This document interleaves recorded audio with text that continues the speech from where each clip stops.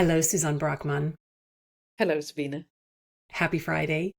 Happy Friday indeed. Yeah, Yeah, it's nice to that's see it. you. And I wanted to let you know you are the first person that I'm interviewing or having be in the podcast on this new series that's titled Beyond the Ladder. And I'm speaking to or interviewing the women that I interviewed for the book Beyond the Ladder. And I had this idea to ask three questions. That's it, just three questions. But these three questions are very insightful. And we all know that storytelling is so important. And I thought that it could be interesting to dive into these Okay, and hear what you have to say and share your ideas because I know that it can have a big impact on others as well. nice. I'm ready. Yeah, buckle up, get ready. So, the first question is tell me about a time when you faced a big decision and instead of playing it safe, that you ask yourself, what if I don't? And how did that moment create a ripple either in your life or in your career? What if I don't? That's an interesting one, right? Because It you shifts the always think, perspective a little yeah, bit. you always think about, okay, if I do this, then this and this and this will happen.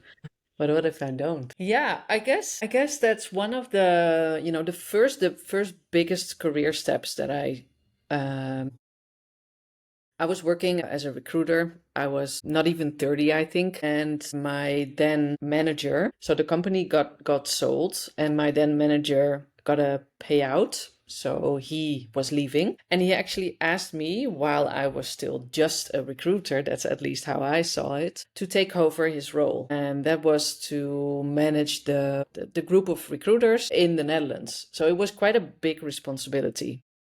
And as I said, I was not even 30. I think I was 28 or something. Graduated from school 2 years before. And I was like, okay. And he's asking me to take on this role. And I decided to do it because I thought, what do I have to lose? He had such a trust in me. The team at that time had that too. So I was like, yeah, why, if I don't do this, then I stay a recruiter forever. I don't know. You Yeah, you could keep on have, thinking, could okay, have. what Yeah. what can happen? And I was really like, okay, what if what do I have to lose? So I took the opportunity and I accepted that role, and yeah, that turned into something really. And that maybe it's interesting that that decision actually led our paths to cross and Yeah, connect too. Because had indeed. you not taken that role, you would have potentially, because we worked at the same company for those of the people that don't know that. And that could have potentially put you on a different path that we Yeah, would have never met. That would have been indeed. horrible. Yeah, yeah, totally.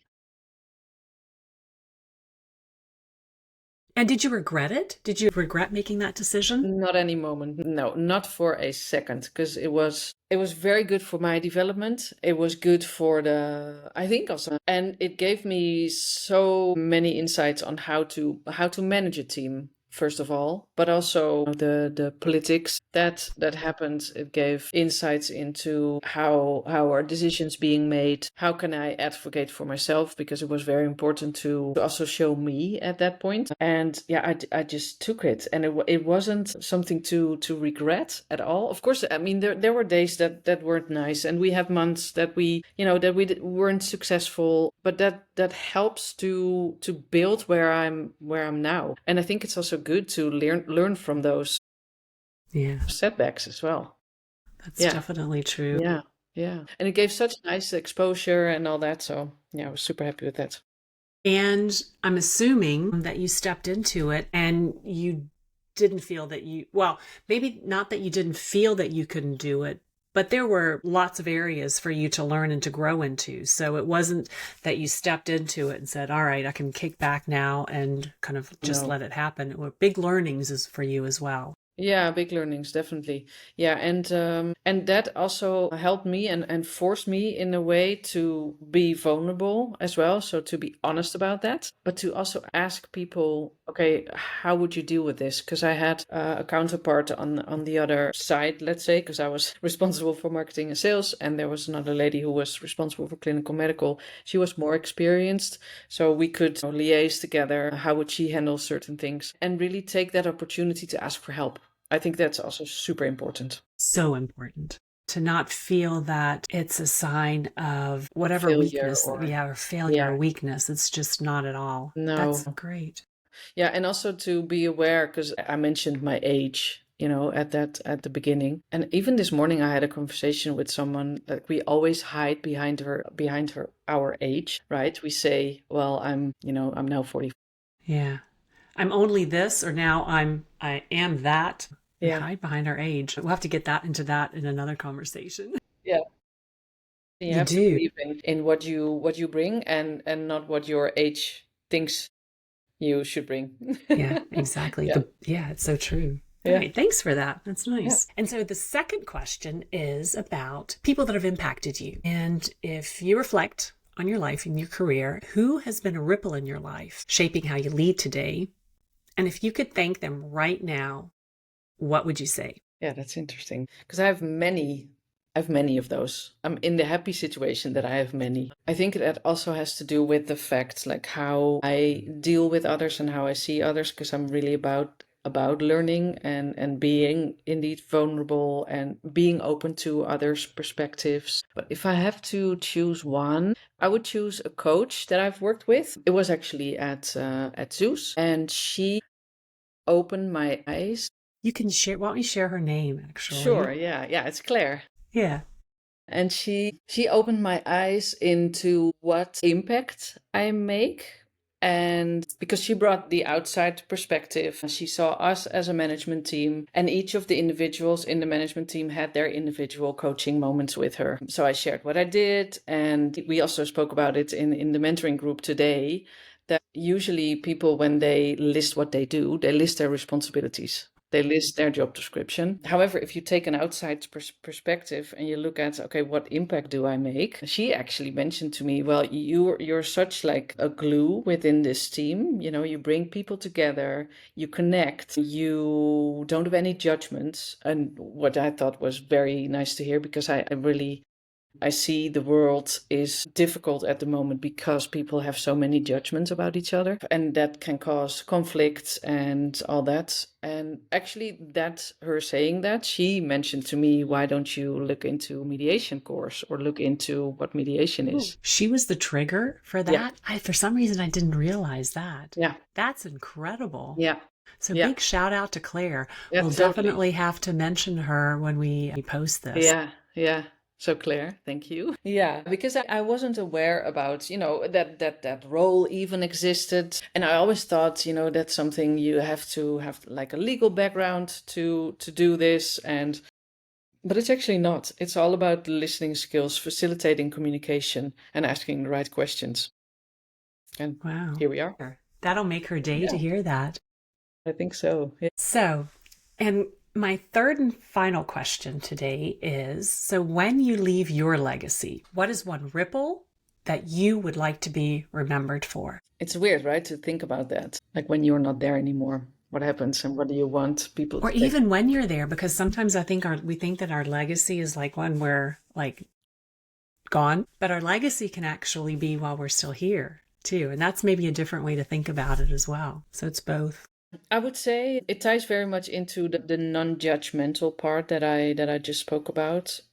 Although it might be small, but I want to add to the fact that we are nicer to each other as people, as human beings, by leaving out our judgments about people and by being open to others' perspectives, instead of immediately wanting to show your opinion or show your perspective, but take that moment to actually listen and show people that you hear, see, and understand them. And that would be super important for me, if people talk about me, that I'm the one facilitating that, or at least give people the insight that is what is important.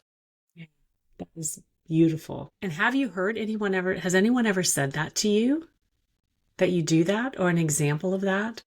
Definitely the perspectives, yes. Okay. And also the active listening piece, definitely. Yeah, that is something that team shares, but people I mentor as well.